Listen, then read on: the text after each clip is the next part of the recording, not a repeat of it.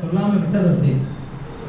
தடிந்தெழில், அதாவது நெடுங்கடலும் தன் நீர்மை குன்றும் அப்படின்னா தடிந்தெழில் மேகம் தண்ணீரை எடுத்துக்கொண்டு தடிச்சுக்கிட்டே போகுது.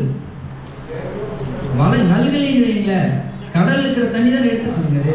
தண்ணீர் கடல்ல இருக்கிற நீர் குன்றி போயிடும், உப்பாயிருக்காம நீரெல்லாம் போய் மேகமா மாதிரி தடிச்சுக்கிட்டே போகும். அப்படி தடிந்த மேகம் தான் நல்கணும், வாங்கினதை கொடுக்கணும். கொடுக்கலைன்னா அது தடிச்சுக்கிட்டே தான் போகுமே தவிர அது நல்கலைன்னா இந்த நீர்மை, கடல்ல இருக்கிற நீர்மை எடுத்துக்கிட்டே இருந்தா திருப்பி கொடுத்தா தானே தண்ணி வரும்.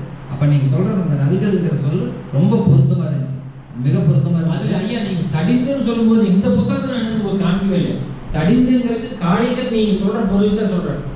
என்ன சொல்றாருன்னா மேகம் வந்து வாங்கி வாங்கி தடிச்சுட்டு இருக்குதுங்கிறார். ஒளியேக்கிற அப்படியே உள்வாங்கி நீரை உள்வாங்கி தடிந்து அப்படிங்கிறது காளிங்கர் மிக அழகாக விளக்கம் கொடுக்குறாரு. அதுக்குங்கிற சொல்லுக்கு தடிந்துங்கிற பொருள் அந்த சொல்லை வச்சு